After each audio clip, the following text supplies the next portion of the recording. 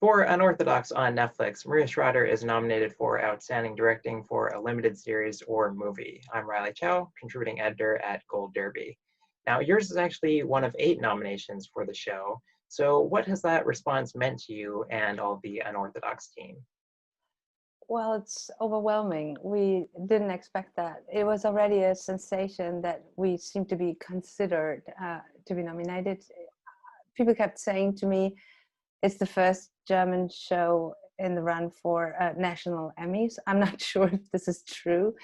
I personally didn't have time to investigate because I just started shooting a new project, and I don't know, my phone kept ringing, and we connected, and it's sensational. We are overwhelmed. Yeah, I should say that it's kind of the middle of the night where you are, because you've been off shooting. Can I ask, Yes. what project are you working on right now? I'm working on a feature again. I did 2 features before Unorthodox. Now I'm working again on a one piece. I wrote it. It's a romantic comedy between a woman and a robot. Now, this is not news for anyone in Europe, but you're actually a 2-time Best Actress winner at the German Film Awards. You even have an ongoing lead role in the Deutschland 80s series that won the International Emmy for Best Drama in the World. Now, you've been moving into directing more. You had a Best International Feature submission at the Oscars a few years ago. What would you say is something that directors do not realize about how they should be directing actors? Mm. Well, I've been so lucky to work with so many different directors, and there's always an individual approach to how to work with actors. And I'd say I even sometimes like directors who don't know the acting part that much and communicate in a very different way. um, I find it an advantage to know so well how you feel as an actor on set. I think I have the ability to read actors' needs and to understand that their routines are very different, and to respond to it. I also met directors who sometimes are scared of actors, and I think I'm not scared. And at the same time, I really know how fragile, how exposed, how tensed situations can get for actors. And I just love so much. I love both sides so much. And yeah, when it comes to really communicate with actors about, specific choreographies, emotions, how to get there, I feel at home. Now, another big part of directing is controlling the look of the show for more of a technical side. How would you describe the look of Unorthodox? I would say basically it's realism, but in a certain form of composition. Um, I worked with a very well-known DOP, and he has a very specific way how to approach faces, to not go over a certain closeness. He is able to create intimacy without really moving into the faces too close, which I always find a tender way to approach people.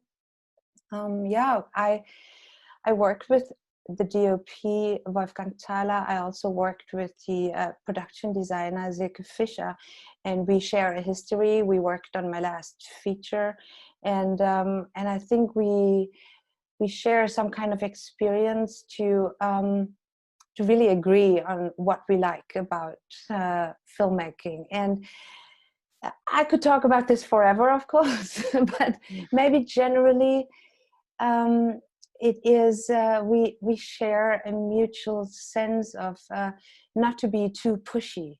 In what I mean is not to manipulate too much in either the visual or the production design world to, have it quite humble. I would call it. It's a humble camera. It's always the actors who lead the camera. The camera never knows more than the actors. It's almost in parts, I would call it a documentary style of just being there with what's happening, and always, have the characters being the lead. Well, I also would call it authenticity, as far as being truthful to the specific world we are portraying.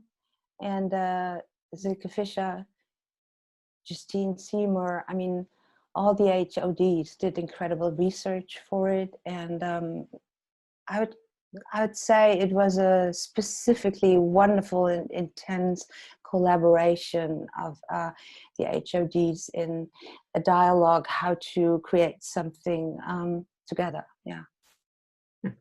Now, when the production was announced, over a year ago, and casting was announced, it came with this one-sentence comment from you.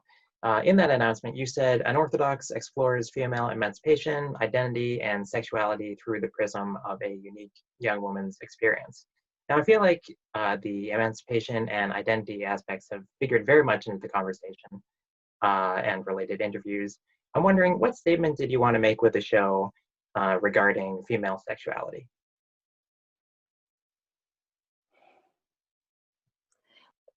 Well, here is a very specific demand in this story. It's about dysfunctional sexuality, and also among two very, very young people. And it's a sensitive and difficult thing to put in pictures. And it's so intimate, it's so fragile. In this particular case, it's almost terror. And it's so sad because, we have two main characters who really want to make it happen, and who really would like to lead a happy marriage and fulfill the expectations of the community, and to come up with the announcement, "We are pregnant," after a couple of weeks, because it's, and it doesn't happen. And so we walked a fine line, and I think specifically Shira and I, me being the one to control the visuals, and she to be the one, who portrays Esti, who walks this line between being a victim and then trying to fight this situation. And I think we did quite well. I was very nervous about it, yes, because, imagine portraying a sex scene about dysfunctional sex and still have it look sexy. That would be the most terrifying thing for me. And thank God, all of us on the creative team, Anna, Alexa, the Wolfgang, Justine, also with the costumes, we, thank God, agreed on this cannot happen. This cannot happen. It's painful. It's painful for the characters, so it's painful for the audience. We cannot, put smooth clothes and nice looks or even sexiness around something which almost destroys a person. So maybe this doesn't quite answer your question, but this is what kept us busy, and which I think is in the core of the show. And I also think that this goes ways beyond this specific community. This is a situation where you feel caught in a marriage. I think many women around the world can relate to, and maybe this is an aspect which makes it a little more universal and And also for me, this is something you can emotionally connect to if you're a religious person, if you're not a religious person, if you're a Jew or a non-Jew. It's this is something so substantial. Yeah, that's probably one of the most sensitive things we were facing. Yeah, fascinating. Now, you started filming essentially with the head shaving scene for Shira Haas, and I understand how it's kind of fun to maybe throw her into the deep end, but I'm just wondering logistically, like why was that one of the very first things that you shot if she was going to have to wear a wig for maybe like half the scenes for most of the production? Very good question. It was even worse. We didn't start with the head shaving scene. We started in the early morning, first day. We started with a mikvah scene, the only moment where we see the character of Esti truly naked, without clothes. She's going into this ritual bath, and the makeup artist told me that is the only scene we would not be able to do with a wig, with her natural hair wig. You know, we had the traditional religious wig, but then we also had the invisible wig of her, you know, natural hair. So this was the first thing Shira had to do, to address. And then we moved into the studio, and the second scene was the shaving of her natural hair. And this had to be also in the first day, because we wouldn't have been able to put that much hair beneath another wig. So we had to, I mean, yeah, we had scenes where you see her shaven head. So it was clear she needs to lose her own private hair for the show. And then it was, yeah, we had to do it on the first day because we wouldn't be able to put so much hair under the other wigs. Logistics. Yeah. Yeah. Now, what about, do you speak Yiddish? No. So how do But you direct the Yiddish scenes then? um the last feature I did, which you mentioned, is shot in 7 languages, and I speak some of them a little bit, and I also understand a little bit of Yiddish. But in fact, I don't think it's difficult to direct in a different language. I know the scenes by heart the moment I come on set. I mean, I'm an actress. I'm very good at learning lines, and the moment I prepare a scene, I memorize it. So it doesn't really matter that I clearly know each single word. I know the sentence, and sometimes it's even easier because you just straight react to emotions. And as long as I know exactly what they're saying, I could also direct in probably in a language which feels much more foreign to me than Yiddish. Yiddish has a lot of words very similar to German. And yes, it's a little bit like Swiss German. If you hear it, you know, for constantly, you start getting it more and more. But I also directed in Portuguese and in Russian. And I mean, I had, you know, specific scenes in languages which are much more foreign to me than Yiddish. And I don't think that is a problem.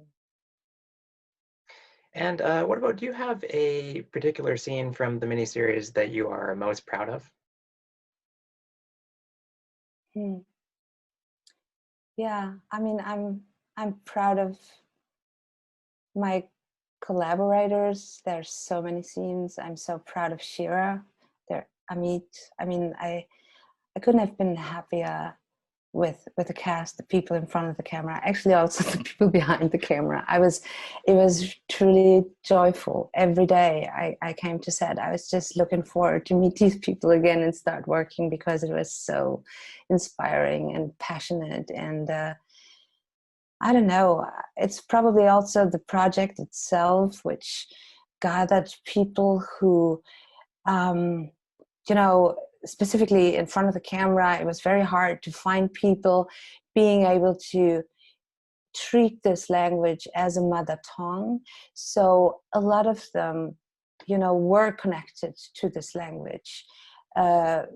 biographically, you know, or yeah. So for most of them, it meant a lot, also personally, to be able to act in Yiddish, and they came with their family history. So yeah, I'm proud of a lot of things, a lot of people, and a lot of scenes.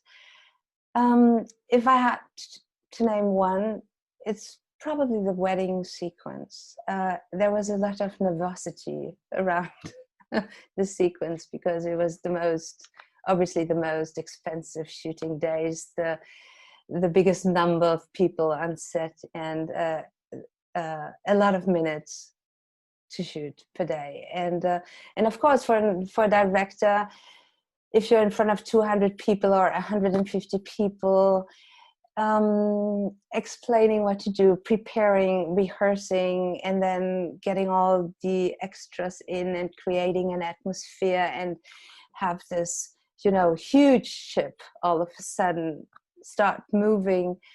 It is always, it's always big. And then it was just beautiful. It turned into a true festive, a true, how do you say that in English? Not a party, but yeah, a celebration. And that is also because I work with this incredible DOP, Wolfgang. I have to mention his name again, Wolfgang Thaler, who just doesn't stop filming. So we worked like, we had people dancing, and sometimes for 6, 8, 10 minutes. And he wouldn't stop, and he would grab out of the, you know, happening in front of him, he would grab the various setups, and we were running through an actual celebration, an actual wedding, until the people were, you know, covered in sweat, all the men, and the musicians kept on playing, and Shira was so out of breath. And of course, this also brings everyone present in this, you know, in a temper, temper is not the right word, but in a certain temperature, which then feels all of a sudden very true. All right, excellent. Well, Maria, thanks so much for taking the time to chat. We look forward to, you know, seeing Unorthodox at the Emmys, and viewers can also see you next month in Deutschland 89, which is possibly the final season. We've got many other Unorthodox chats on our YouTube channel, and you can go to goldderby.com to make your Emmy predictions. Thank you very much, Riley.